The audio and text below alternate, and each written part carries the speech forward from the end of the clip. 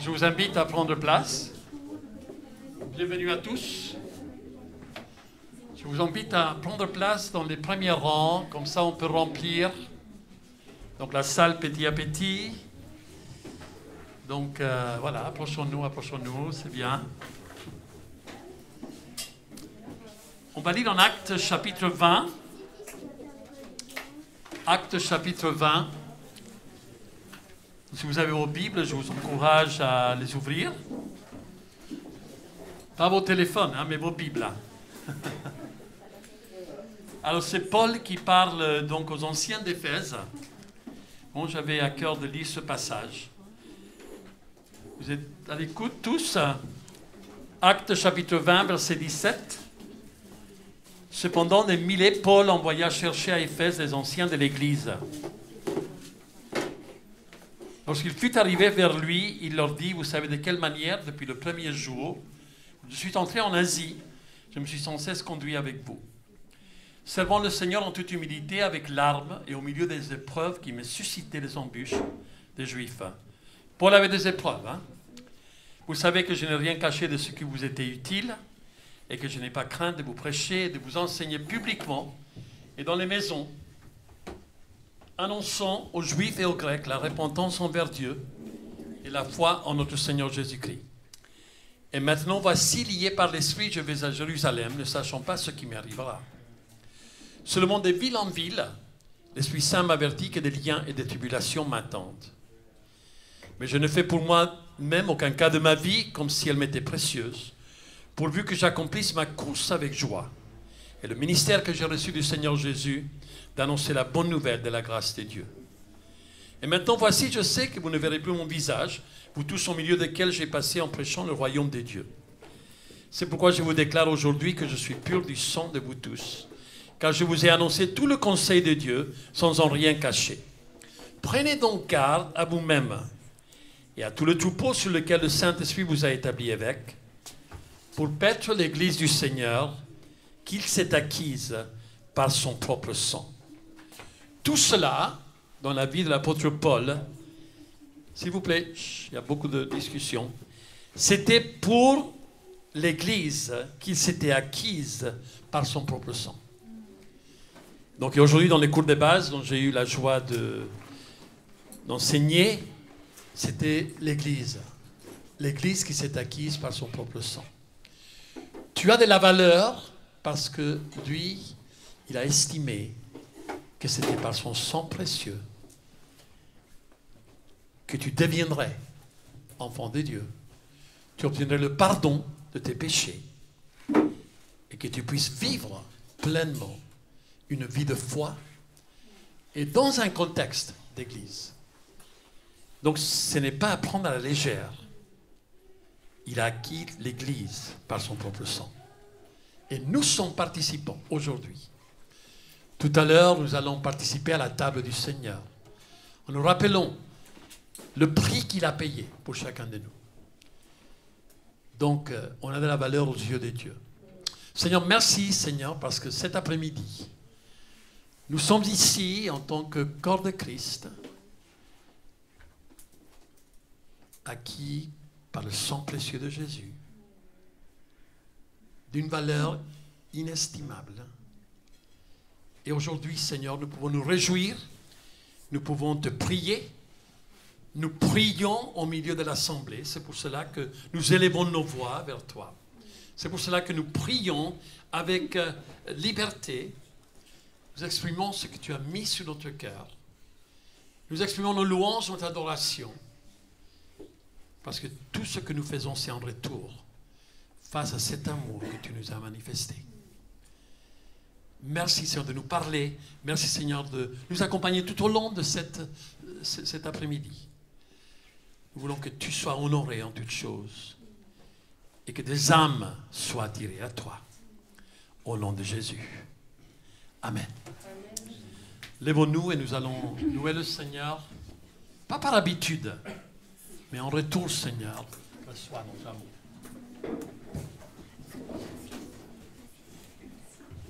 Bonjour à tous. Exactement comme il a dit, comment il a fini Marc, pas par habitude, on ne peut pas chanter par habitude, mais vraiment que ce soir, à nouveau on puisse se rendre compte de toutes les paroles qu'on dit et qu'on dit, et puis même de la grandeur de Dieu, et par les chants, on se fait plus petit. En tout cas, on remet les échelles à leur bon niveau, on remet Dieu à sa place, pas dans sa boîte, mais là où il devrait être, et vraiment que, ouais, on puisse avoir le cœur ouvert et chanter pour Dieu, louer, parce que c'est ce pourquoi il nous a créés aussi. Voilà.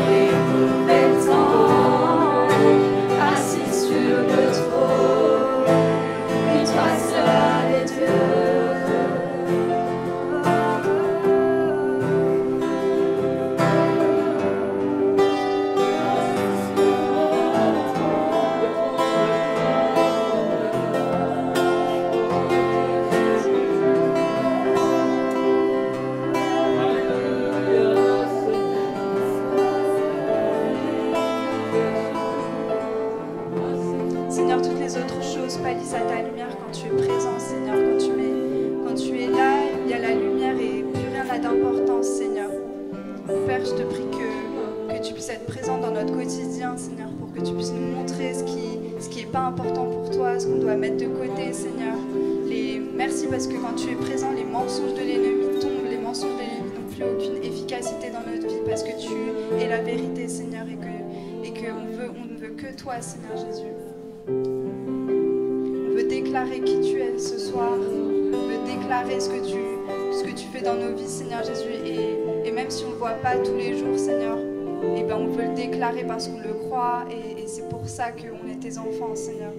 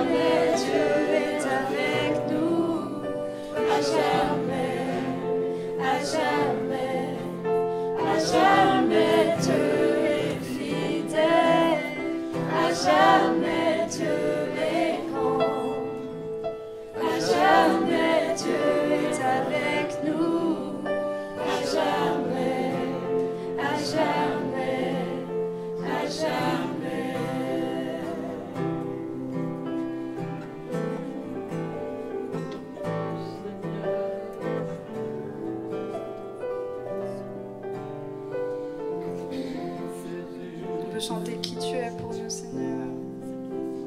Qu'est-ce que tu as fait dans nos vies, Seigneur. On veut se rappeler la puissance qui est en toi, Seigneur Jésus. Et que toutes les situations, elles peuvent changer en un instant, Seigneur. On veut le croire et on veut se rappeler que tu es un Dieu qui parle tous les jours. Tu es un Dieu qui parle tous les jours, Seigneur. Tu veux toujours parler à chaque instant, Seigneur.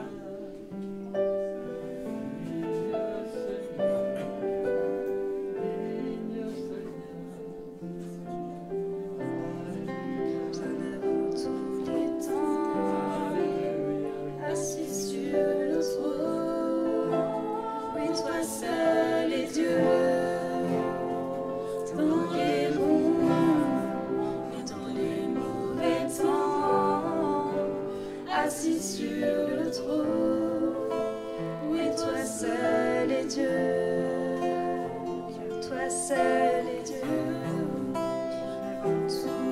temps, assis sur le trône. Oui, toi seul est Dieu, dans les bons et dans les mauvais temps, assis sur le trône. Oui, toi seul est Dieu.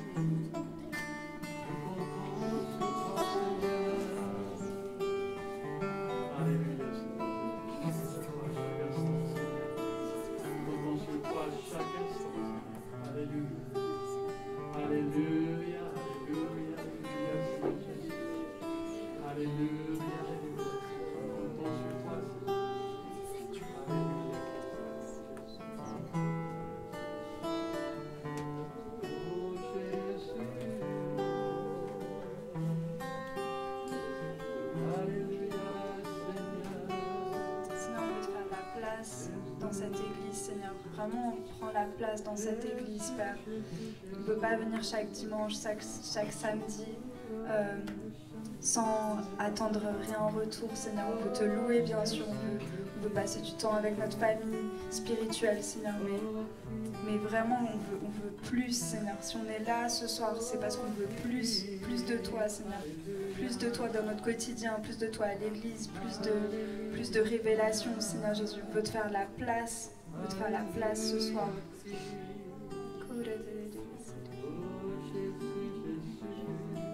Mets des nouvelles visions, mets des nouveaux projets dans les cœurs, Seigneur. Viens renouveler, Seigneur, les esprits de chaque personne qui est là ce matin. Viens renouveler notre attente et notre faim de te voir, Seigneur, agir dans nos vies. Tu veux parler tout le temps, Seigneur. Tu veux parler, Seigneur.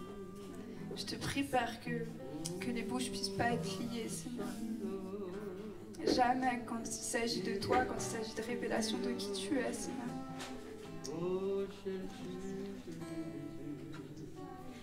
Père, quand il y a ta présence, les mensonges tombent, Seigneur Jésus, et on veut vraiment se mettre à nu devant toi ce soir. On veut vraiment enlever nos chaussures comme si c'était une terre sainte, Seigneur, et tout déposer devant toi, Père.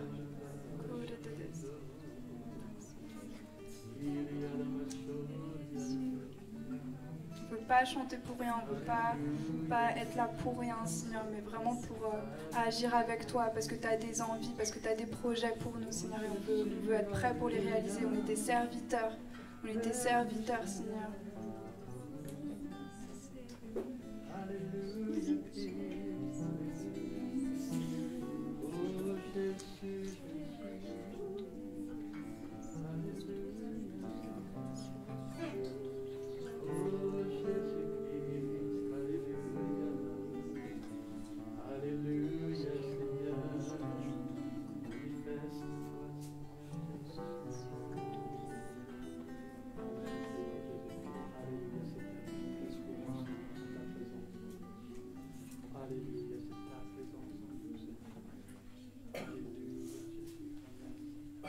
Ce nom est si merveilleux, ce nom est si merveilleux, le nom de Jésus-Christ mon roi.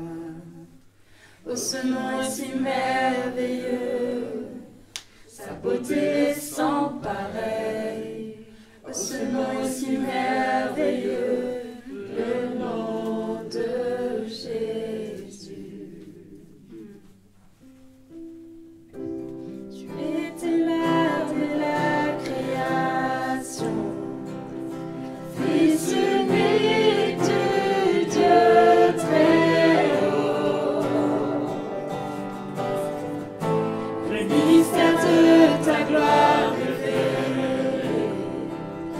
En toi, Christ.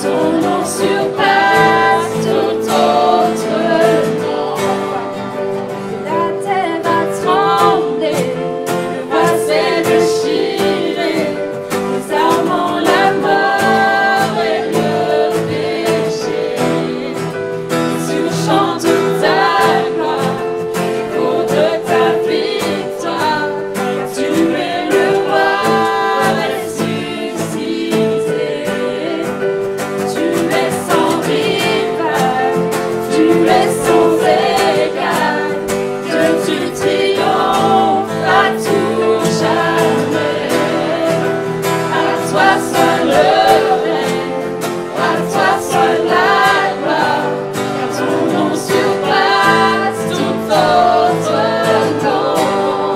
Oh, ce nom est victorieux, oh, ce nom est victorieux, le nom de Jésus-Christ, mon roi.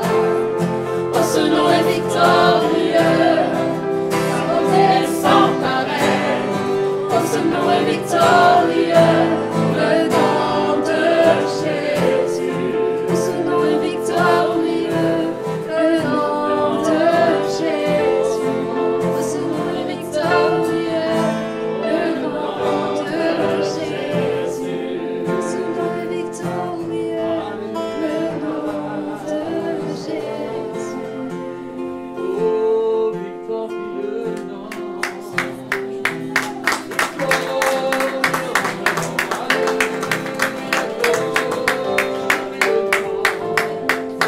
Alléluia, alléluia. Victorieux Seigneur. Alléluia, alléluia.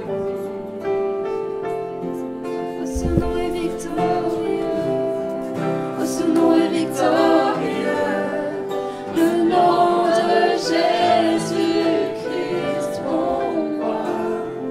Oh, ce nom est victorieux, sa beauté est sans pareil. Oh, ce nom est victorieux, le nom de Jésus.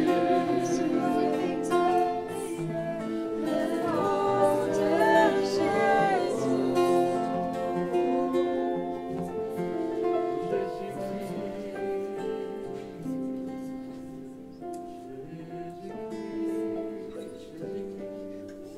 Alléluia, alléluia.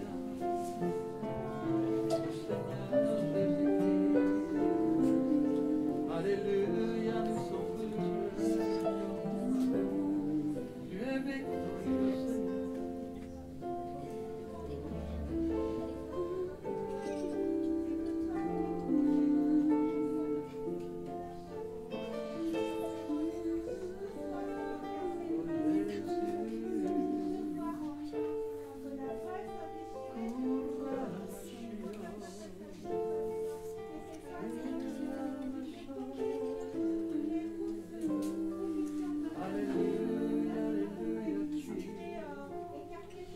Alléluia, alléluia, alléluia, alléluia, Seigneur.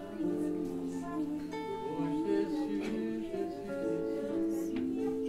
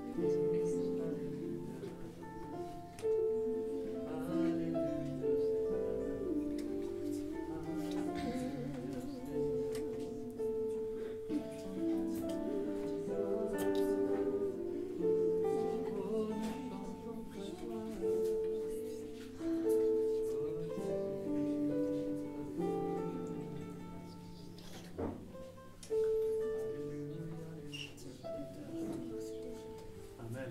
Alléluia. Amen. Alléluia, la victoire de Christ est en nous. Prenez place. Il est glorieux, il est victorieux, il est merveilleux. Il y a tant de... Pas des adjectifs, mais des attributs aussi. Et donc, nous nous rassemblons pour le célébrer, rassemblons pour le proclamer, pour le crier de tout notre cœur. Amen. Alors, j'aimerais donc qu'on prenne un moment, qu'on prie cet après-midi, donc un petit peu par la suite de ce qu'on a vécu samedi dernier. Donc, quand la maman de Jérôme était là et les voisins, Tatiana, la fille de Jérôme, Léa, qui est là avec nous. Et donc, j'aimerais tout simplement voilà, comme un geste d'affection, de prier pour toi, Léa, que le Seigneur te fortifie. Donc c'est ici où ton papa venait régulièrement. Et je sais qu'il y a eu d'autres moments dans lesquels tu as assisté à des réunions, à des cultes avec lui. On va prier que le Seigneur te réconforte en particulier cet après-midi et que Dieu puisse venir et vraiment mettre un pansement sur ton cœur, car il est un Père d'amour. Seigneur, nous venons devant toi, Seigneur, cet après-midi. Nous te remercions parce que la victoire, Seigneur, qui triomphe du monde est notre foi. Seigneur, nous pouvons être victorieux aujourd'hui, même sur la mort, victorieux, Seigneur, sur les épreuves. Seigneur, savoir, Seigneur, que c'est toi, Seigneur, qui est notre appui. C'est toi qui es notre forteresse, c'est toi qui es notre force, notre bouclier. Seigneur, nous te remercions, Seigneur, parce que Léa est avec nous aujourd'hui et te demandons de la bénir, Seigneur, de la réconforter, Seigneur, qu'elle puisse penser à toutes les fois, Seigneur, qu'elle a entendu ta parole à côté de son papa, Seigneur, qu'elle a pu entendre, Seigneur, des messages, des chants. Seigneur, elle voyait, Seigneur, comment cela, Seigneur, était si important et primordial dans son cœur à lui. Te demandons, Seigneur, qu'aujourd'hui soit une journée, Seigneur, de réconfort en toi aussi.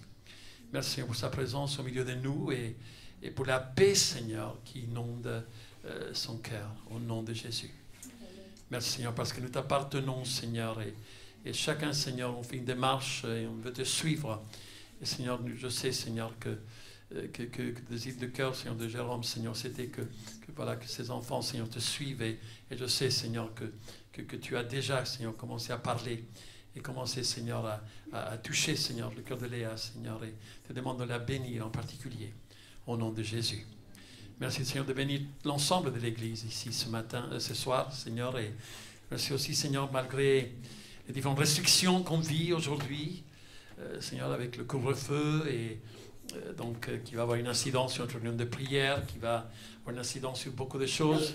Te demandons vraiment, Seigneur, qu'on puisse être toujours dans un sentiment de victoire. Nous voulons, Seigneur, te prier aussi, Seigneur, pour la France, Seigneur. On a vu, Seigneur, cette attaque terroriste hier. Seigneur, nous te demandons, Seigneur, que tu parles au cœur des chrétiens, qu'ils puissent toujours avoir une bonne parole, une parole, Seigneur, saisonnée, une parole, Seigneur, qui va encourager les personnes à toujours, Seigneur, fixer leur regard sur toi. Seigneur, mais Seigneur, il y a la peur, il y a la crainte qui s'empare, Seigneur, même par rapport au Covid. Seigneur, je te demande, Seigneur, vraiment qu'on puisse, nous, faire la différence là où tu nous envoies. Au nom de Jésus. Seigneur, tu nous as placés, Seigneur, soit dans les écoles, dans les lieux de travail. Tu nous as placés, Seigneur, dans nos quartiers où nous habitons. Aide-nous, Seigneur, à apporter une parole de paix au nom de Jésus-Christ. Console, Seigneur, ceux qui sont, Seigneur, dans la détresse, Seigneur, et attire des hommes et des femmes à toi. Car nous exaltons le nom de Christ. Et Seigneur, tu attires à tout homme à toi. Au nom de Jésus. Amen. Amen. Alors, je vais inviter Jean-Philippe à venir et on va ouvrir la parole de Dieu tout de suite. Et à la fin de ce message, nous allons participer à la Sainte-Sainte. Vous allez comprendre pourquoi. Donc, voilà, que le Seigneur nous parle. Ouvrez vos Bibles. Alors, je vous encourage à emmener vos Bibles. Pas les téléphones, forcément, mais emmenez vos Bibles. Avant cela, je vais inviter les enfants donc, à passer à leur classe d'école de dimanche, qui est basée beaucoup sur la louange, l'adoration en ce moment. Et donc, on remercie le Seigneur pour tous les enfants qui viennent au milieu de nous et pour les enfants de l'Église pour lesquels on prie. Merci pour les moniteurs aussi, les monitrices qui prennent à cœur donc, de continuer donc, à entourer les enfants de cette manière. Amen. Dieu vous bénisse. Donc, ouvrons la parole de Dieu.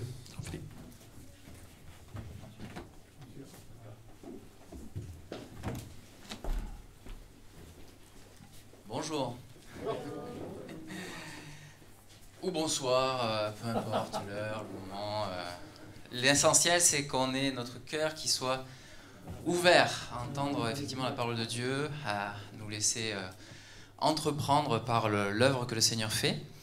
Et alors c'est vrai que voilà, il y a la Sainte Seine qui est là, elle est prête, elle est toute prête, on est là tous prêts peut-être à se dire voilà, c'est d'habitude, c'est comme ça qu'on fait. Mais je crois que c'est bien, je trouve finalement c'est peut-être pas mal de changer un peu les habitudes et de s'attendre à Dieu différemment. et de voir un petit peu plus comment est-ce qu'on s'approche de Dieu au travers de tout ça. Et la semaine dernière, il y a Michael qui nous a partagé sur le psaume 133, n'est-ce pas, sur le sujet de la communion, d'accord? Et donc ce que ça signifiait que de se retrouver ensemble, etc., qu'il est doux pour des frères, de demeurer ensemble. Amen. Et on est bien là. Amen. On est bien à se retrouver, malgré les masques et tout ça, bien sûr.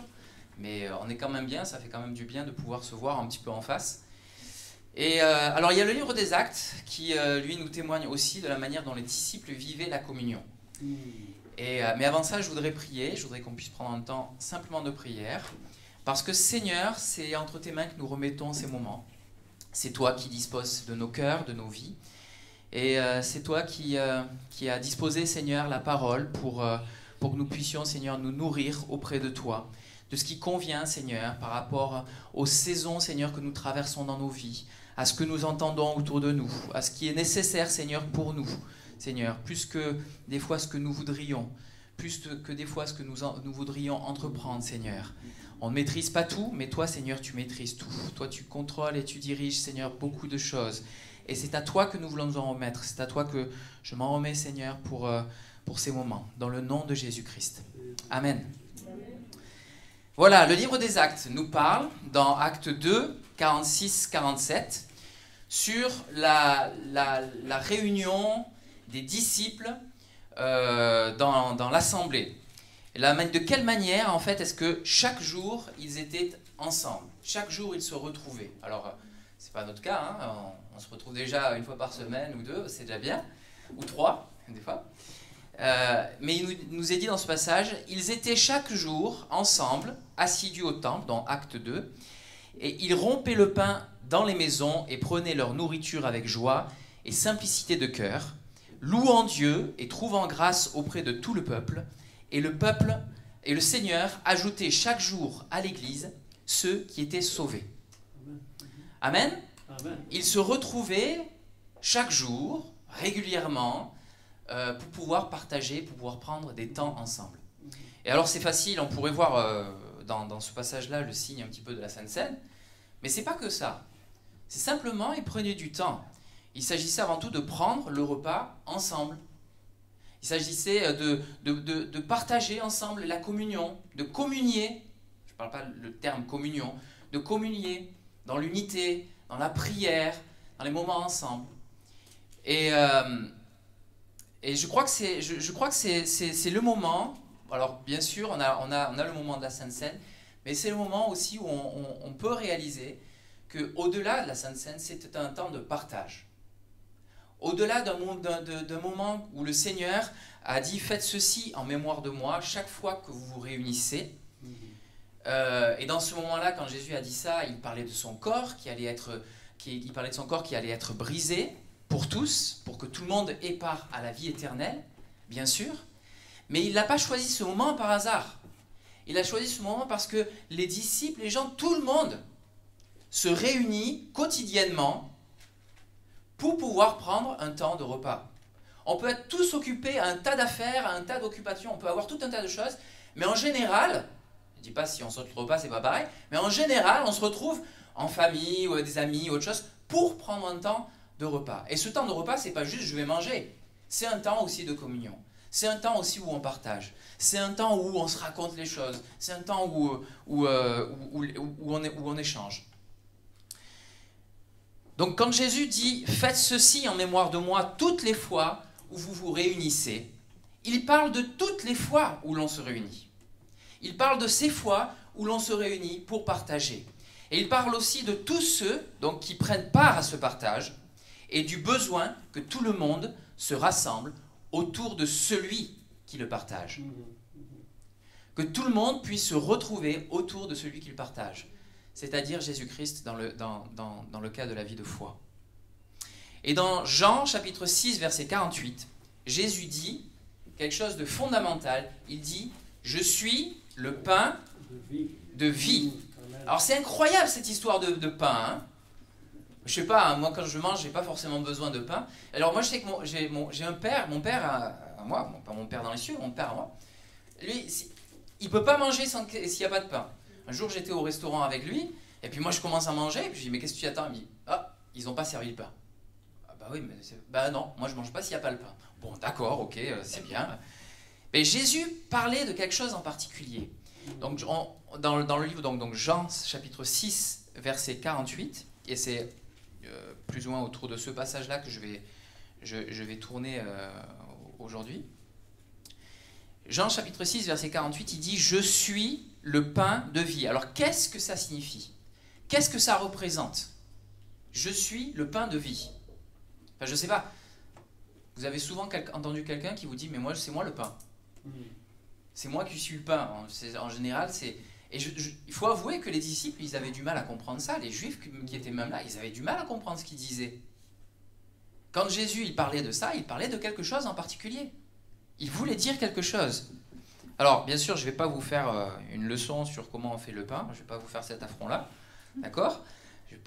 Si vous voulez, d'ailleurs, si vous voulez une recette pour le pain, il faut aller voir dans Ézéchiel 4, chapitre 4, verset 9, où il explique comment faire le pain, etc., etc. Mais à quoi est-ce que Jésus faisait référence et à quoi le pain faisait-il référence pour les gens de l'époque? Alors bien sûr, il y avait différents types de pain et il y avait quelque chose qu'on ne lit pas forcément, qu'on comprend peut-être pas forcément, mais c'est que dans ces différents types de pain, il y avait des pains qui étaient plutôt pour les gens qui avaient des moyens. C'est le pain au froment. Ça, c'était plutôt les gens riches qui avaient des moyens. Et il y a le pain d'orge, c'était plutôt les pauvres.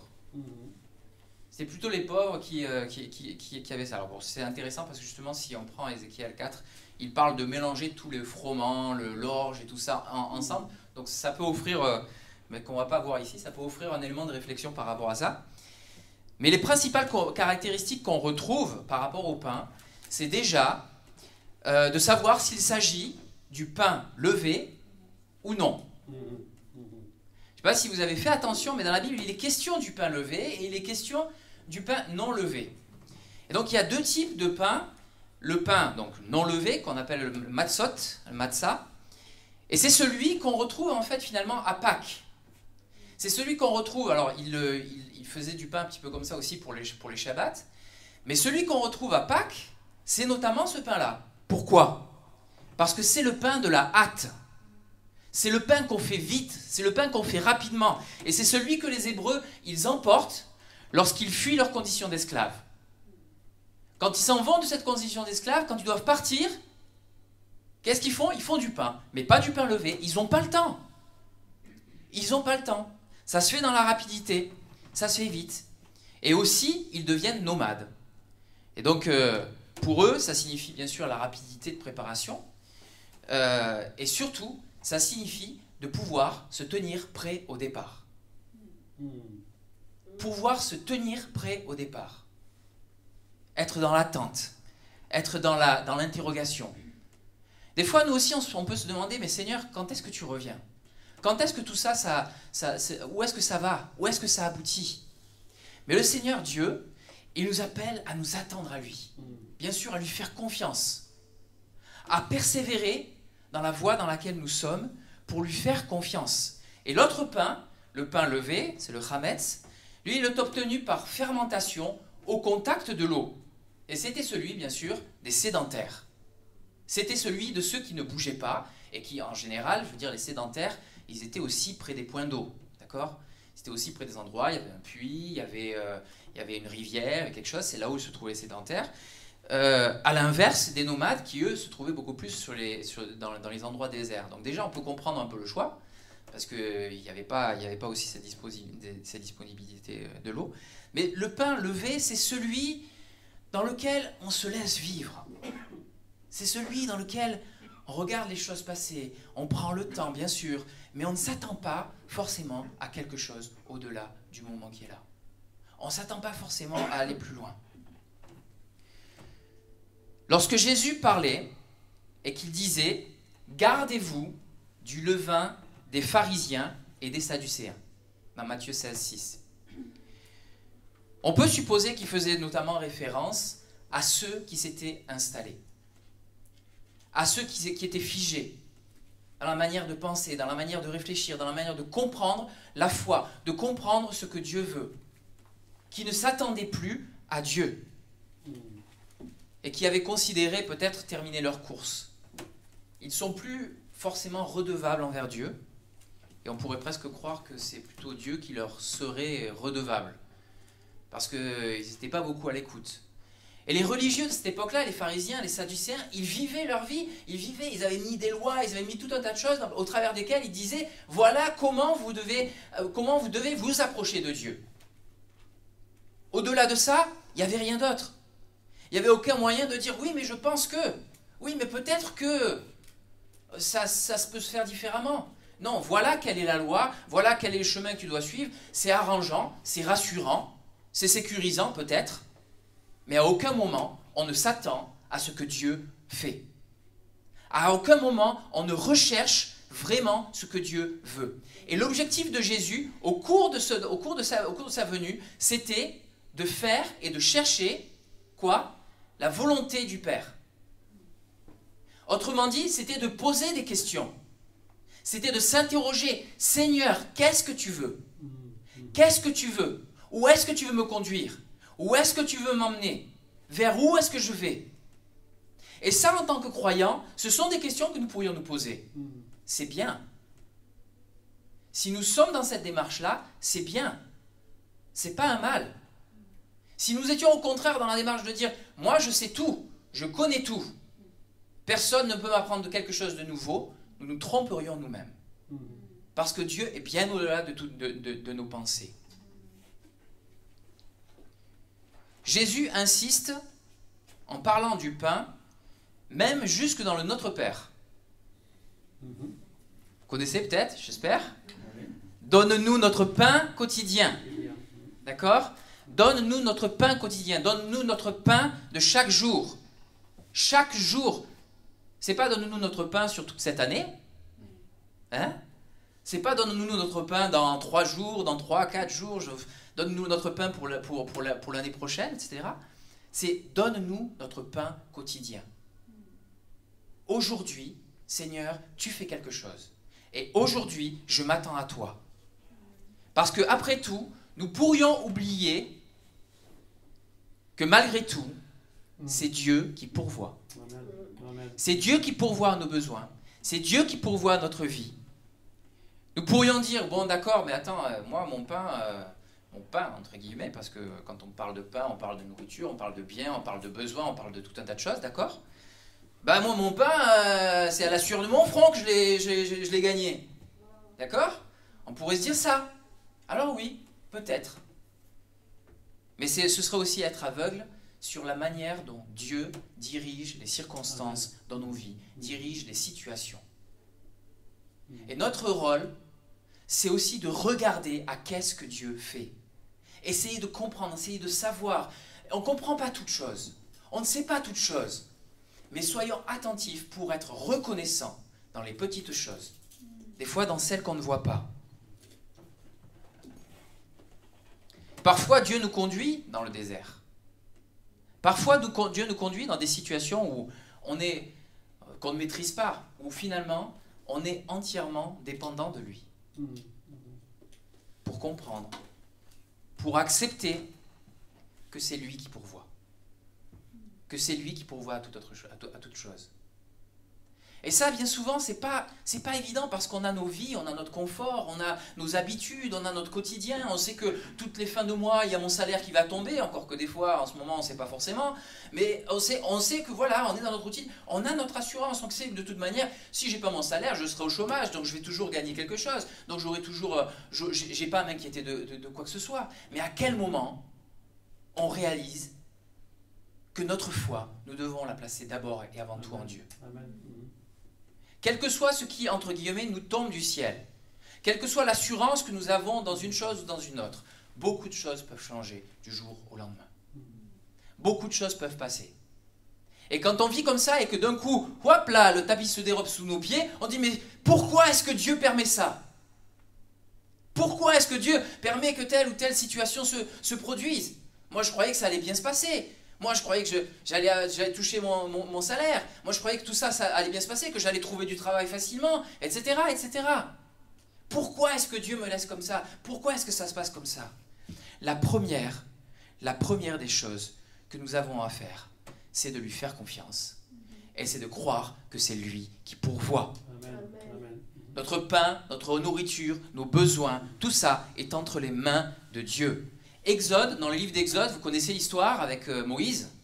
D'accord? Le peuple se plaignait, tout ça, mais nous on veut manger, on veut retourner en Égypte. Il râlait, hein? D'accord? Ah ouais. Il râlait. Il n'était pas content. Voilà, qu'est-ce que tu nous as emmené dans ce désert?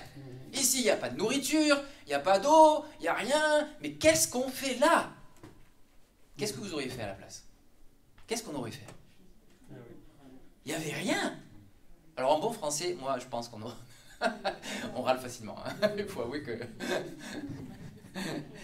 Exode chapitre 16, verset 4. Voici la réponse de Dieu. Voici, je ferai pleuvoir pour vous du pain du haut des cieux. Le peuple sortira et en ramassera jour par jour la quantité nécessaire. Jour après jour, ils recevaient leur bien. Donne-nous notre pain de ce jour. Quand Jésus il parle, ça fait un tout. Donne-nous notre pain quotidien. Et bien sûr, c'est la manne qui est venue. La manne en hébreu, manhu. Qu'est-ce que c'est, ça veut dire? Littéralement, ça veut dire qu'est-ce que c'est. Il disait, mais qu'est-ce que c'est? Qu'est-ce que c'est? En fait. Et parce que justement, ils ne savaient pas ce que c'était.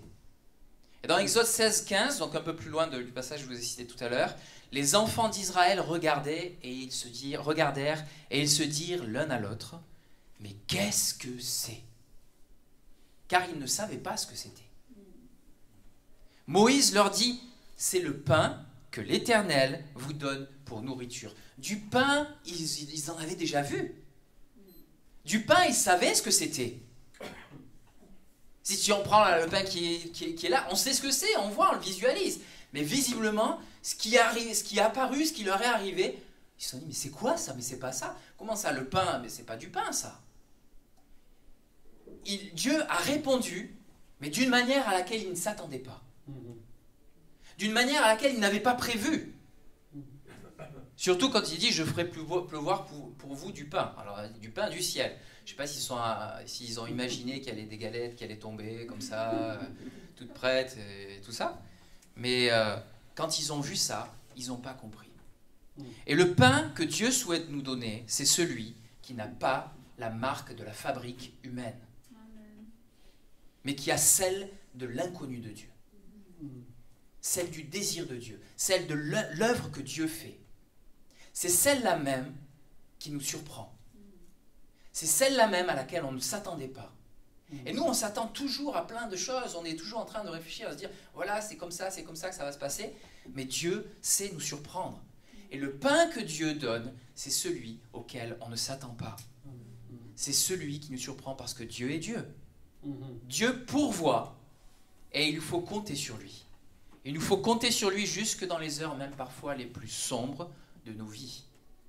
Être dépendant de Dieu, nous attendre, faire confiance en Dieu, parce que tout simplement nous ne savons pas de quoi il en retourne. Nous ne savons pas ce que c'est. Et c'est comme ça que Dieu fait les choses. Parce qu'il nous surprend. Alors quelqu'un d'autre à côté dira, oui, bon, moi, tant que j'ai pas vu, j'ai pas cru, oui, mais moi, j'ai vécu quelque chose d'extraordinaire avec Dieu. Moi, j'ai vécu quelque chose, c'est pas toujours évident de partager sa foi. C'est pas toujours évident de partager comment est-ce que Dieu nous a touchés. Mais c'est parce que Dieu fait une œuvre et un travail particulier pour chacun d'entre nous. C'est parce que Dieu met une marque particulière sur nos vies pour que nous puissions nous approcher de lui et que nous puissions recevoir de lui le témoignage que quelqu'un d'autre n'a pas reçu. Nous puissions dire, moi, je sais qui est Dieu, je sais ce qu'il a fait dans ma vie, je sais comment il m'a touché. Et lorsque Jésus aborde le sujet, il se heurte à l'incompréhension des hommes. Les gens, ils ne comprennent pas. Ils ne voient pas, parce que en fait, les gens, la plupart, même nous, on regarde, et c'est la parole qui nous le dit, à ceux qui frappent le regard. On regarde à la manière, on cherche à voir ce qui nous interpelle déjà par rapport à ce que nous connaissons. Mais ce que nous ne connaissons pas, ça, on ne sait pas. Et je vais lire le passage dans Jean, chapitre 6, donc là que j'ai pris en introduction, mais rapidement. Jean, chapitre 6, verset 32. Jésus leur dit, en vérité, Moïse ne vous a pas donné le pain du ciel. Mais mon Père vous donne le vrai pain du ciel. Car le pain de Dieu, c'est celui qui descend du ciel et qui donne la vie au monde. Et ils lui dirent, mais Seigneur, donne-nous toujours ce pain. Alors ça, on comprend. Ils ont envie de... Et quand Jésus a fait la multiplication des pains, et les gens sont revenus après, parce qu'ils se sont dit, on veut encore manger de ce pain-là. Il devait être bon d'ailleurs. Jésus leur dit, au verset 35, « Je suis le pain de vie. Celui qui vient à moi n'aura jamais faim, et celui qui croit en moi n'aura jamais soif. » Les disciples demandent toujours de recevoir pour toujours ce pain. Mais Jésus lui leur dit très clairement, « Mais c'est moi !» On cherche à droite, à gauche. On cherche dans des solutions dans le monde, tout un tas de choses. On se dit, non, on verra plus tard. Lorsque Dieu nous appelle, il dit, mais pourquoi est-ce que tu cours à droite, à gauche? Pourquoi est-ce que tu vas me chercher là-bas? Pourquoi est-ce que le vide qui est dans ton cœur, tu vas le chercher ailleurs? Je suis là, c'est moi. Ne tourne pas autour du pot. Accepte-moi, viens à moi, tel que tu es. Jésus a dit, celui qui vient à moi n'aura jamais soif. Celui qui croit en moi n'aura jamais soif. Et c'est pas la même chose d'avoir faim ou d'avoir soif. Ça s'apparente, mais c'est pas la même chose. Les deux sont nécessaires, ils sont intimement liés, mais ils se ressentent différemment. Moi, quand j'ai faim, c'est plutôt le ventre qui va parler, d'accord? C'est plutôt dans mon ventre que je ressens ça, la faim. Et la soif, c'est plutôt dans la gorge.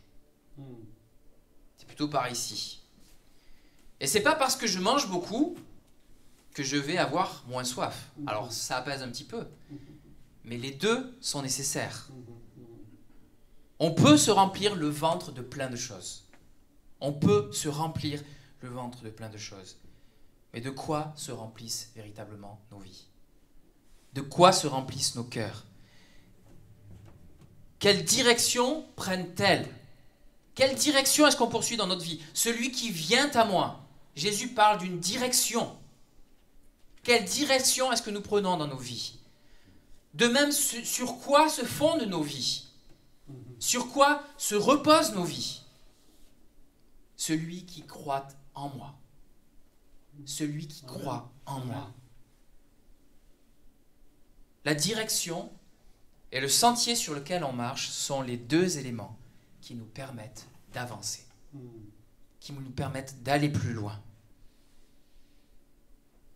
Si je rencontre, quand je marche, un ravin et que je dis je vais continuer, ben qu'est-ce que je fais? Je me perds. Ouh, game over. Et si de la même manière, si je suis un sentier qui part dans la mauvaise direction, de la même manière, je me perds. Il me faut ces deux éléments-là. Il me faut venir à Christ et il me faut croire en lui, lui faire confiance.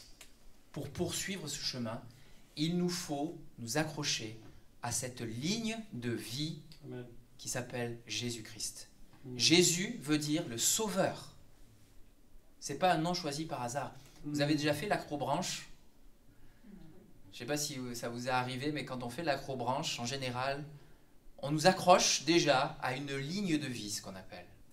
C'est-à-dire que tout le long du trajet, il y a un câble duquel on ne se dessert pas. Ou alors des fois on passe, il faut attendre que l'un passe, enfin bon, il y a tout un tas de sécurité. C'est la sécurité. C'est-à-dire que tout le long du trajet, en tout cas moi ce que j'ai pu faire, c'était comme ça.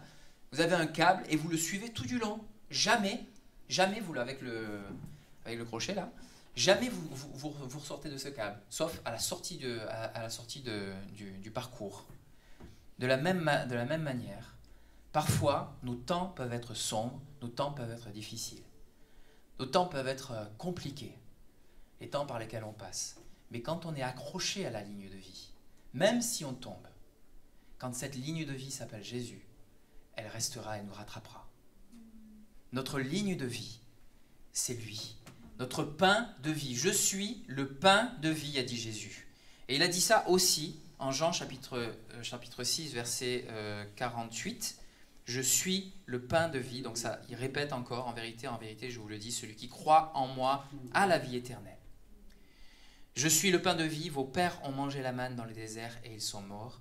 C'est ici le pain qui descend du ciel, afin que celui qui en mange ne meure point.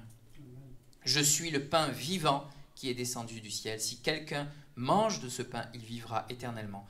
Et le pain que je donnerai, c'est ma chair que je donnerai pour la vie du monde. » L'œuvre que Christ a accomplie, c'est de donner sa vie. Alors bien sûr, les Juifs, là, si vous lisez le verset d'après, ils n'ont rien compris. Ils se sont dit, mais comment ça?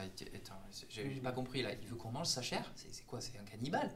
C'est un truc bizarre. Bien sûr, je veux dire, l'histoire nous raconte que c'est pas de ça qu'il parlait. Il s'agissait pas de manger la chair, de boire son sang comme ça. Il s'agissait de vivre sa vie. De vivre pleinement de sa vie. De la vivre entièrement. Et les Juifs ne comprenaient pas la portée spirituelle et profonde de ce que Jésus annonçait. Comprenaient pas cette portée. Il s'agissait d'accepter entièrement sa vie. Entièrement la vie de Christ. De le recevoir sans condition, sans compromis. Dans le souci de le connaître plus et dans le désir de lui plaire. Dans le désir de s'approcher de lui.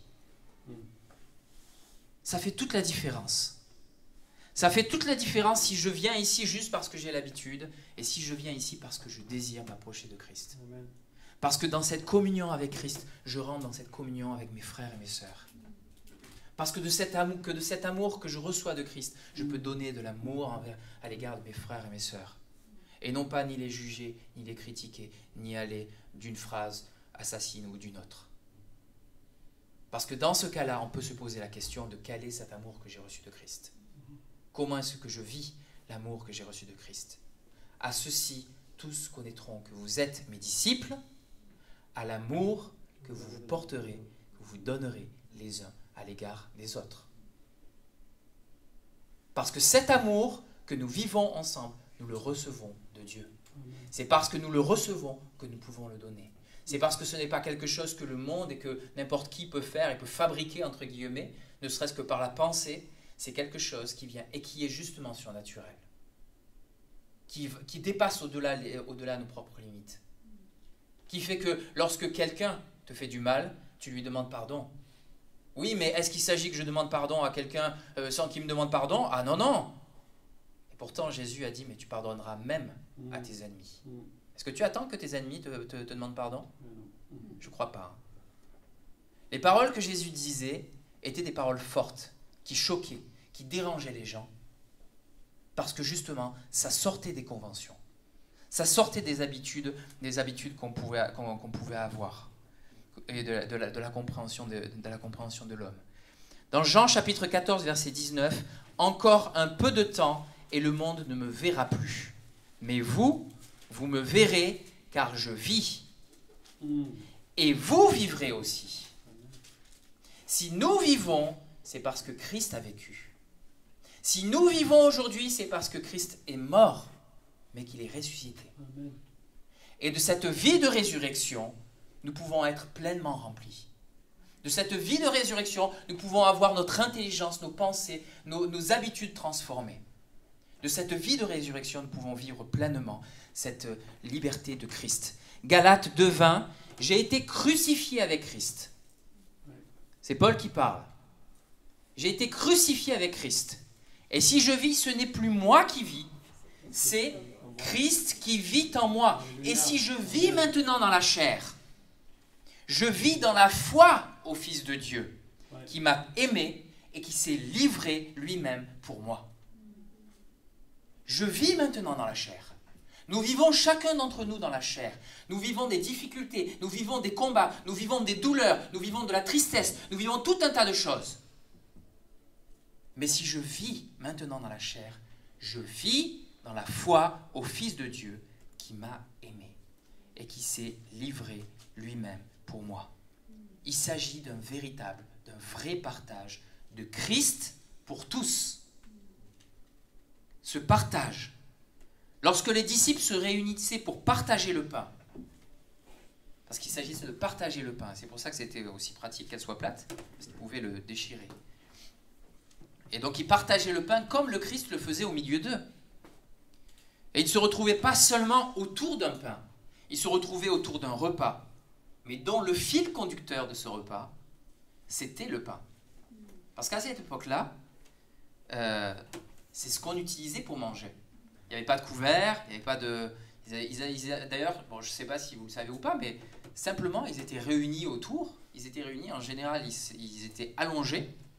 Et ça, la pratique de s'allonger en mangeant, aujourd'hui, on l'a plus, d'accord? Mais à cette époque-là, ils s'allongeaient quand ils mangeaient, avec un coude, le coude gauche sur la table, et avec la droite, ils mangeaient. Et ça, c'est une pratique qui a commencé 5 siècles plus tôt, et jusqu'à 5 siècles après, chez les Romains, les Grecs, les Juifs. Et c'est comme ça qu'ils se réunissaient. Ils étaient les uns à côté des autres. Ils étaient les uns à côté des autres autour de cette table. Et ce qu'ils utilisaient pour manger, ce avec quoi ils prenaient, moi, il y a un plat que j'aime bien en Israël, ça s'appelle la shakshuka. Vous prenez, c'est un mélange d'œufs et tout ça, mais vous le prenez avec le pain. Vous le prenez avec le pain, vous vous en servez, vous servez du pain comme d'une cuillère. Et vous mangez. Et tout le repas, c'est comme ça. Vous prenez le pain, vous n'allez pas le faire avec la main. Et à cette époque-là, typiquement, tout ce qui rythmait le repas, c'était ce pain qui avait été partagé au début du repas. Ce pain qui avait été partagé entre tous. Que tous se partageaient. Sans pain, il n'y avait pas de repas. Sans pain, il n'y avait pas de quoi manger. Alors bien sûr, ils pouvaient toujours peut-être prendre une cuisse de poulet comme ça, je ne sais pas, mais façon fast-food. Mais le repas se déroulait autour d'un seul pain qui était partagé entre tous. Un seul pain qui était partagé entre tous. 1 Corinthiens, chapitre 10, verset 17 nous dit « Puisqu'il y a un seul pain, nous qui sommes plusieurs, nous formons un seul corps, car nous participons tous à un même pain. » Nous formons un seul corps. Cette communion que nous vivons, c'est d'abord celle que nous partageons dans la vie de Christ. Cette vie qui va au-delà de la mort, au-delà des inquiétudes, au-delà des angoisses d'ici-bas, dans la foi, dans la confiance, dans la certitude qu'il sait ce qu'il fait, dans l'abandon de nos vies entre ses mains, comme une proclamation du fait qu'elles ne nous appartiennent plus. Ce n'est plus moi qui vis, c'est Christ qui vit en moi. C'est ce que Paul proclamait, parce qu'il avait clairement compris l'implication de la vie de Christ, qui ne demande pas juste une petite partie, mais qui demande à être pris à bras le corps. Et c'est une réalité du fait que c'est en lui que nous avons la vie, le mouvement et l'être, comme le partageait Paul dans le livre des Actes. Amen. Seigneur, nous te remercions de ce que tu nous enseignes, Seigneur, au travers de ta parole, et nous allons tout à l'heure partager, Seigneur, ce pain, Seigneur, partager cette coupe, et on a plus, Seigneur, parlé du pain, Seigneur, parce que tu es le pain de vie, parce que c'est toi qui nous donnes la vie, et que nous voulons être dans cette reconnaissance de ce que toi tu fais. Nous voulons, Seigneur, te placer au cœur et au centre de nos vies. S'il y a des troubles, s'il y a des difficultés, s'il y a des tempêtes, que nos regards soient posés vers toi, sur toi, que notre confiance, Seigneur, soit placée en toi, que notre vie, Seigneur, ne se laisse pas déborder par tout ce que nous pouvons entendre ou vivre de difficile, mais que nous soyons, Seigneur, vraiment pleinement en mesure d'ouvrir nos cœurs à ta présence, d'ouvrir nos cœurs à ce travail que toi tu fais en profondeur en nous, parce que tu nous connais parfaitement, parce que tu sais, Seigneur, ce qui, dans le tréfonds, Seigneur, de nos vies, Seigneur, travaille, bouleverse, Seigneur, nos vies, Seigneur, parce que cette assurance, cette foi, cette confiance, nous pouvons la recevoir qu'auprès de toi. Seigneur, c'est ça qui nous permet de traverser toutes choses, c'est ça qui nous permet d'avancer. Seigneur, donne-nous, Seigneur, pleinement de mettre notre volonté en œuvre pour venir, Seigneur, vers toi et placer délibérément notre confiance en toi, notre foi en toi. Seigneur, que nous croyons en toi de tout notre cœur et que dans ces moments, Seigneur, le partage, Seigneur, que nous allons faire, Seigneur, puisse trouver toute sa source pleinement en toi. Au nom de Jésus. Amen. Amen.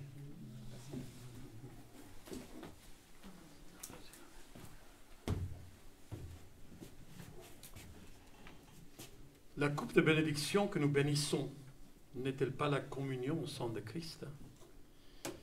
Le pain que nous rompons n'est-il pas la communion au corps de Christ? Puisqu'il y a un seul pain, nous qui sommes plusieurs, nous formons un seul corps, car nous participons tous à un même pain. Parlant de la communion que nous vivons en tant que corps, nous approchons de la table du Seigneur. S'approcher de la table du Seigneur, c'est un privilège. Ça fait partie de la communion. La communion, donc, avec lui, mais la communion aussi entre nous. Si nous marchons dans la lumière, comme il est dans la lumière, nous sommes mutuellement en communion, les uns avec les autres. 1 Corinthiens 11, verset 23. Dans ce contexte de communion, dans ce contexte de célébrer le repas du Seigneur, l'apôtre Paul dit le suivant. Quand j'ai reçu du Seigneur ce que je vous ai enseigné, c'est que le Seigneur Jésus, dans la nuit où il fut livré, prit du pain, et après avoir rendu grâce, le rompit et dit, « Ceci est mon corps qui est rompu pour vous. Faites ceci en mémoire de moi. » Même après avoir soupé, il prit la coupe et dit, « Cette coupe est la nouvelle alliance en mon sang. Faites ceci en mémoire de moi toutes les fois que vous en boirez. Car toutes les fois que vous mangez ce pain et que vous buvez cette coupe, vous annoncez la mort du Seigneur jusqu'à ce qu'il vienne. C'est pourquoi celui qui mangera le pain ou boira la coupe du Seigneur indignement sera coupable envers le corps et le sang du Seigneur. Que chacun donc s'éprouve soi-même et qu'ainsi il mange du pain et boive de la coupe. Car celui qui mange et boit sans discerner le corps du Seigneur mange et boit un jugement contre lui-même. C'est pour cela qu'il y a parmi vous beaucoup d'infirmes, des malades et d'un grand nombre sont morts. Si nous nous jugeons nous-mêmes, nous ne serions pas jugés. Mais quand nous sommes jugés, nous sommes châtiés par le Seigneur, afin que nous ne soyons pas condamnés avec le monde. Il n'y a aucune condamnation pour ceux qui sont en Jésus-Christ. Nous sommes dans la paix du Seigneur. Mais nous participons donc à cette communion autour de la table du Seigneur, dans le but de nous rappeler, ne jamais oublier ce qu'il a fait, car il faut qu'on le fasse jusqu'à ce qu'il revienne. Amen. Jusqu'à ce qu'il revienne. Et on célèbre donc sa bonté envers nous, on célèbre son amour pour nous. On va célébrer donc la grâce qui nous a été manifestée. Et quand nous participons à la Sainte Seine, c'est tout simplement en disant, sans aucune vantardise, mais je fais partie du corps, je m'approche de la table du Seigneur, mais examinons nos cœurs. Examinons nos cœurs. Prions un instant. Je vais demander donc à Loïs de venir au piano et mon âme, Denis. Seigneur, sonde nos cœurs. Sonde nos cœurs, Seigneur. Nous examinons nos cœurs. Pour voir si la manière comme nous marchons, comme les disciples le faisaient, comme l'Église néo-testamentaire le faisait. Ils persévéraient dans la doctrine des apôtres, l'enseignement, ils persévéraient dans la prière, dans la fraction des pains. Seigneur, nous voulons, Seigneur, participer à cette table que tu nous as préparée pour nous rappeler, Seigneur, de ce que tu as fait pour nous. Merci, Seigneur, parce que c'est toi, Seigneur, qui nous rend dignes. C'est toi, Seigneur, qui prépare, qui dispose nos cœurs. Ce n'est pas parce qu'on est parfait qu'on peut participer à la table du Seigneur. C'est parce qu'on était disciples. Parce qu'on marche comme toi tu as marché, on marche dans la lumière, on marche dans l'amour. Et c'est en nous basant, Seigneur, sur ces critères-là, que nous sommes en communion les uns avec les autres. Et on prend ce pain et cette coupe avec un profond sentiment de communion. On n'est pas seul à le faire chez nous, mais on le fait ici ensemble, les uns avec les autres. Si on dispose nos cœurs, parle à nos cœurs. Montre-nous, Seigneur, chaque jour comment nous devons marcher d'une manière digne de la vocation, de l'appel à laquelle, Seigneur, tu nous invites et tu nous as invités. Au nom de Jésus-Christ. Pendant un chant, nous allons donc recevoir les éléments. Je vais demander à David et Michael de venir, de vous approcher. Et donc, nous avons servi de telle manière que vous pouvez tout simplement prendre la coupe où il y a le pain et prendre la valeur de cette manière. Et premièrement, vous recevez le pain et ensuite vous recevez donc la coupe. Et puis, chantons au Seigneur. Louons le Seigneur pour ce qu'il est.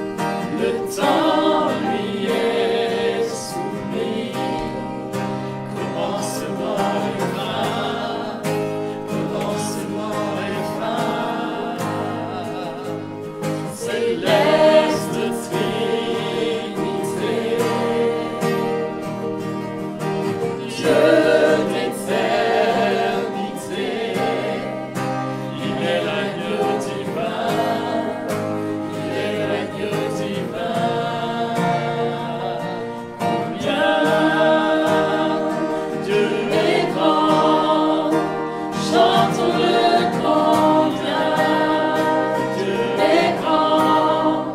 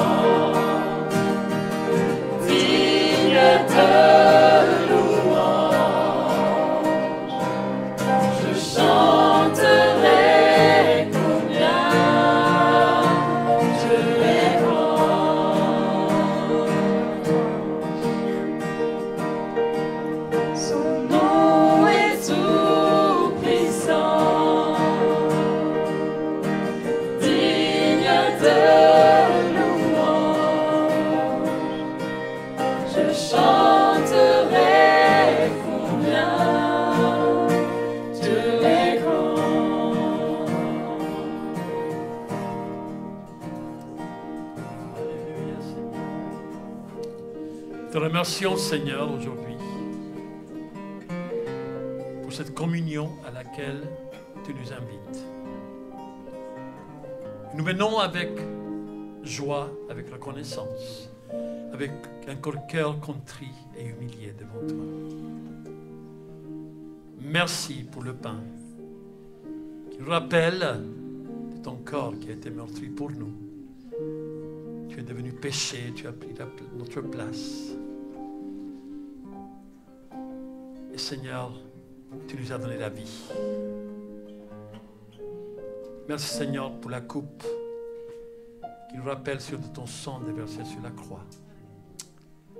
Ce sang, Seigneur, qui est constamment à l'œuvre en nous, qui nous purifie à chaque instant. Merci Seigneur pour cette grâce que tu nous fais. Au nom de Jésus-Christ, nous t'aimons Seigneur de tout notre cœur et en retour Seigneur, reçois notre amour en faisant ce pas d'obéissance, en participant à la Pâque. Et en disant que nous t'appartenons, que nous faisons partie de cette communion autour de la coupe, autour du pain, autour de ton sacrifice. Nous sommes identifiés les uns aux autres et nous sommes au bénéfice de ta croix. Au nom de Jésus. Amen.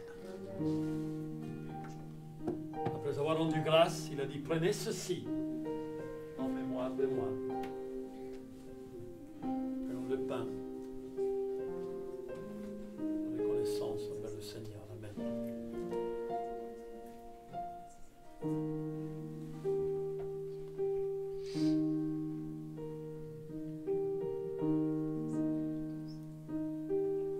Prenons la coupe. Alléluia Jésus. Alléluia Seigneur Jésus.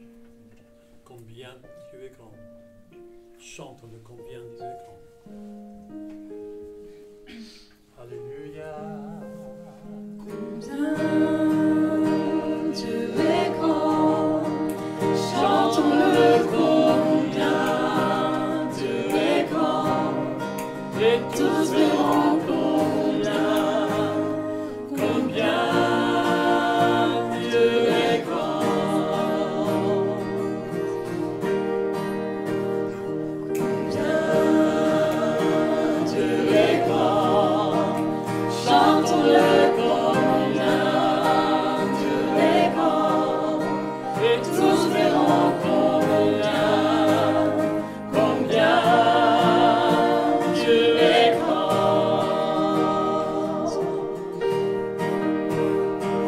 Son nom est tout puissant,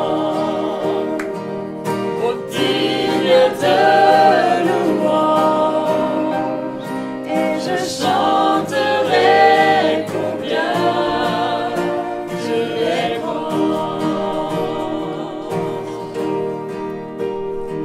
Son nom est tout puissant,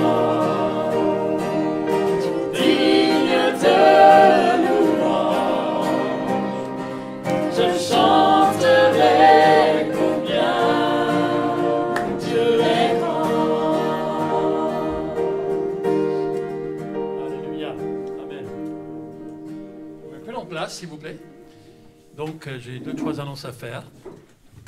Un mardi soir, une lune de prière qui aura lieu ici, à partir de 19h. Car pour ceux qui viendront, on vous libérera à 20h20 pour pouvoir avoir le temps de retourner à la maison et être là sur place à 21h. Donc, mardi soir, au lieu de 19h30, c'est 19h. Deuxième chose, c'est que Yolande Bernardi m'a demandé de vous communiquer. Donc, à partir d'aujourd'hui et demain aussi, donc pour celui qui présidera la même chose. Elle et sa famille, donc ses parents sont venus de Belgique il y a 1 an à peu près. Et donc, la décision est prise de joindre leur famille à côté de Nice. Donc, elle se prépare pour quitter la région parisienne avec ses parents. Donc, vous le communiquer. Donc, elle ne sait pas si elle pourra venir. Donc, vous dire au revoir ou non. Mais ça se décide assez rapidement. Et donc, ils vont partir pour Nice. Donc, priez pour eux, priez pour les parents. Les parents étaient très contents d'être à l'église. Ils sont venus au pique-nique. Ils se sont sentis vraiment accueillis. Et on va continuer à prier que Dieu continue à toucher leur cœur. Amen.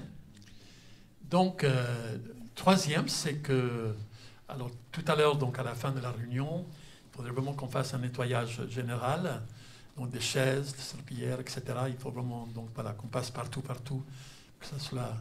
Donc c'est important que tout soit propre pour demain. Donc ne partez pas tout de suite. Pour ceux qui doivent partir tout de suite, rappelez-vous, essayez de partir par la porte de secours. Donc comme ça, on peut vraiment vider la salle. Et donc voilà. Donc, et savoir que on est toujours dans la joie d'être ici, de pouvoir vous accueillir, de pouvoir être ensemble. Et continuons donc à donner. Continuons donc à donner de notre temps, donner de notre amour, notre affection. C'est pas facile d'avoir un moment de communion avec les masques. On ne peut pas passer de longs moments à discuter, à parler. Donc pour cela, je vous encourage, prenez le téléphone. Appelez-vous les uns les autres, encouragez-vous les uns les autres de cette manière. Donc si vous ne pouvez pas assister à notre prière, donc soyez en prière mardi soir avec nous. Et donc continuons à vivre cette communion en Dieu. Amen. Dieu vous bénisse, donc levons-nous et vraiment que la grâce du Seigneur soit sur chacun. Et soyons prêts à tout simplement répandre l'amour de Dieu autour de nous. Amen. Dieu vous bénisse.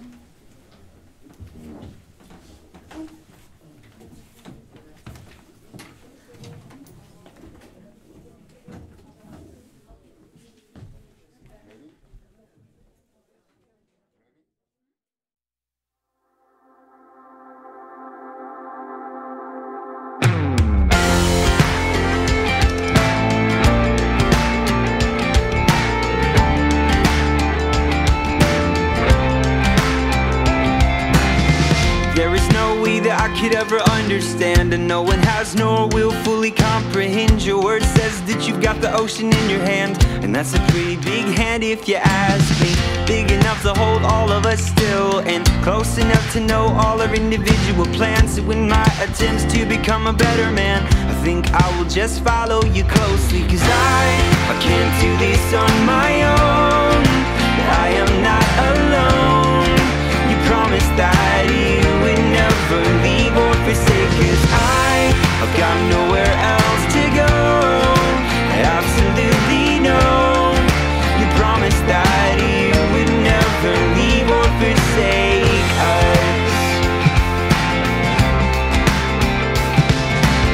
So I'm reminded of the times that I have been in need, when all I ever really wanted was to succeed. A nice car and a wife and a life of ease. But I believe that there's something far greater, cause now I know that my life's got a purpose. I recognize the lie that I am worthless. So good intentions or with wrong motives, oh heaven knows I depend on my Savior. Cause I can't do this on my own, I am not alone. You promised that you would never leave or forsake. Cause I've got nowhere else to go, I absolutely know. You promised that you would never leave or forsake us.